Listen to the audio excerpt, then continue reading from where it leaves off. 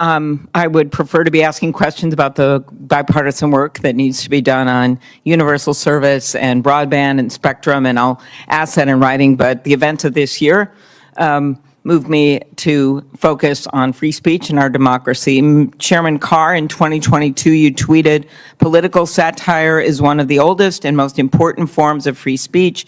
It challenges those in power while using humor to draw more people into the discussion. That's why people in influential positions have always targeted it for censorship." Yes or no, do you still agree that political satire should be protected speech?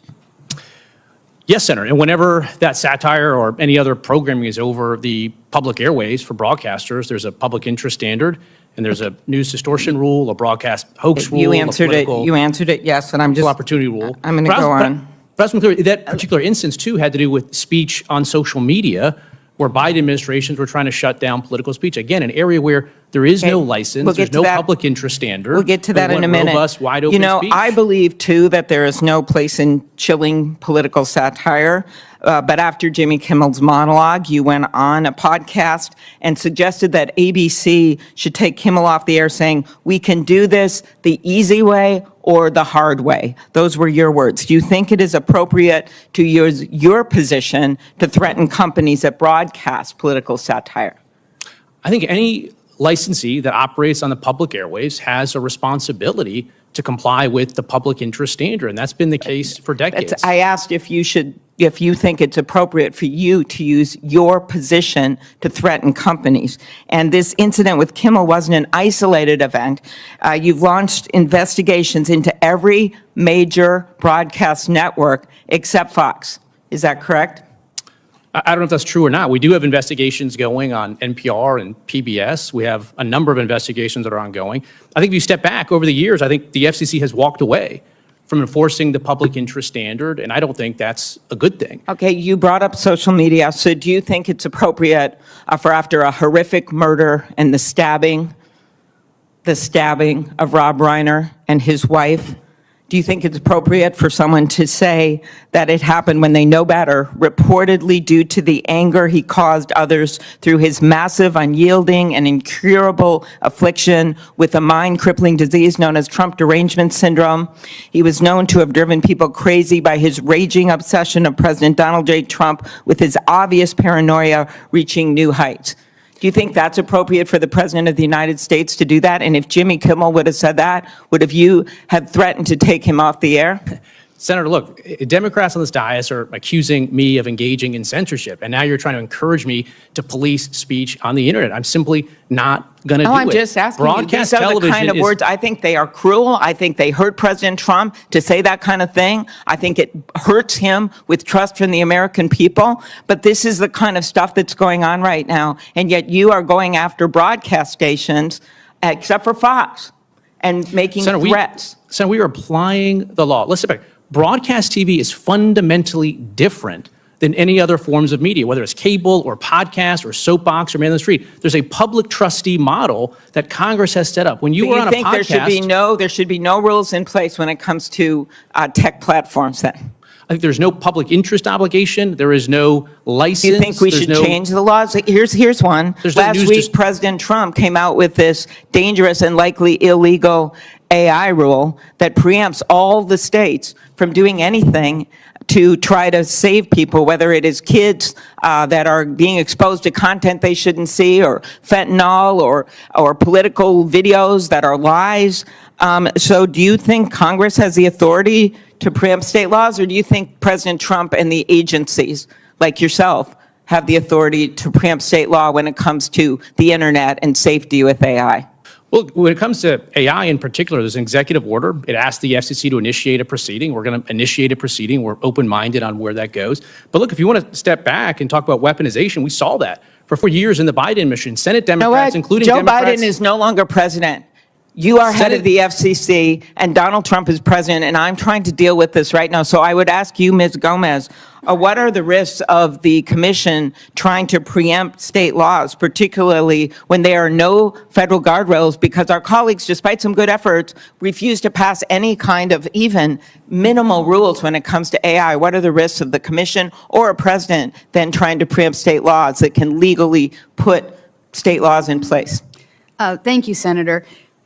I believe that the FCC has very dubious authority to actually preempt state laws in this case, because without a comprehensive federal framework, there is nothing for the FCC to preempt. The Communications Act did not actually talk about artificial intelligence or provide authority to the FCC to do this preemption. So I'm very dubious of our authority to do so.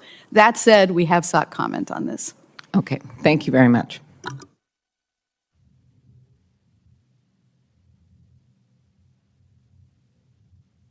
Senator Moran. Chairman Cruz, thank you. Thank you, and Senator Cantwell for this hearing. Welcome, commissioners. Chairman Carr, I sent you a letter in May urging the FCC to modernize broadcast ownership rules, quote, to enable local broadcasters to compete with today's media giants.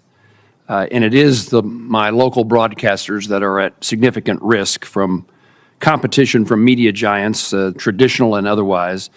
And in that letter, I described the impact of applying legacy media rules to a fundamentally changed media landscape on local broadcasters versus national players. I firmly believe, there's no question that follows my statement this morning, but I want to reiterate this to you today in this hearing. I firmly believe that local broadcasters are best suited to deliver local journalism, and as a small-town print journalism has succumbed to even stronger headwinds, the importance of local broadcasters has increased by orders of magnitude. Across Kansas, local broadcasters are hugely important and provide the news, the weather, the sports, and we need to make certain that their viability is enhanced by ownership rules that the Commission has talked about and considering. I also want to highlight broadband mapping. Seems like deja vu, a conversation we've had since 2017 when the maps were first provided to Congress and the country. It was clear that they were desperately or damagingly flawed. More than 5 years ago, Congress passed and the President signed the Broadband Data Act, which required the FCC to update its approach to broadband data collection, verification, reporting. I appreciate the FCC's work to implement that legislation, including operationalizing the broadband data collection platform, the broadband serviceable location fabric, and the national broadband map. But I notice when I'm if it's on the occasion I get a compliment, it's usually followed by a word but, and that's what I'm doing here. But everything that I know from Kansas providers is that while the maps themselves have been improved, providers still face an arduous and outdated challenging process that makes it difficult to update the maps with the most recently available data. This circumstance is particularly concerning given that NTIA makes use of the FCC's data in adjusting the eligibility locations for services under broadband.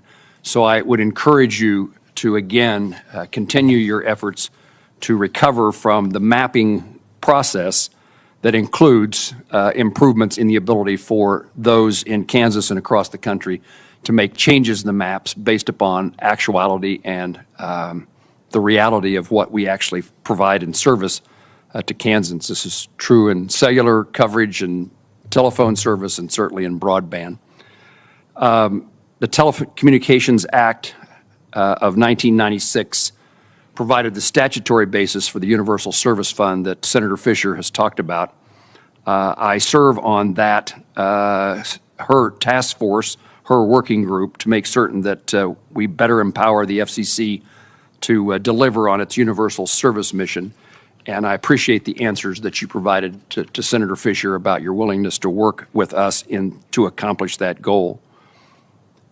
Earlier this year, my colleagues and I sent you a letter urging the Commission to take a balanced approach to implementation of spectrum requirements. I described that protect current uses and certain uses of spectrum bands, especially unlicensed users in the 6 gigahertz band. Again, you've addressed this previously in answers to questions from my colleagues, but I again highlight the importance of that balanced approach. And I know in my conversation with you, Commissioner Trustee, and what you said this morning, again, that balanced approach involving unlicensed spectrum remains an important issue for you. And I assume that's true. Ms. Gomez, Commissioner Gomez, you and I have not had this conversation, but I'd be happy to have you confirm that you agree with me. Apologies. Happy to have this discussion with you. Thank you. Finally, the federal broadband programs are encumbered by inconsistent coordination between entities on the myriad of programs that offer broadband services to America, provide the support for broadband services to America. In April, a GAO audit noted that and lamented that the lack of a national strategy on coordinating administration of these programs. Major federal investments in broadband like BEAD, which is administered by NTIA, will require a focused coordination to make certain that these programs are delivering appropriate levels of service. Chairman Carr, what specific actions is the FCC taking to coordinate with NTIA in the run-up to the broadband deployment under the BEAD program?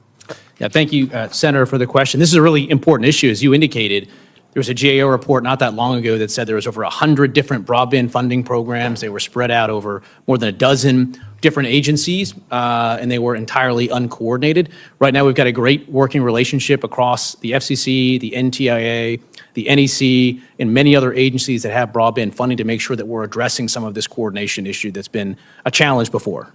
And when you say making certain we address, you are addressing them, and there will be a different outcome than what we would expect in the absence of that addressing.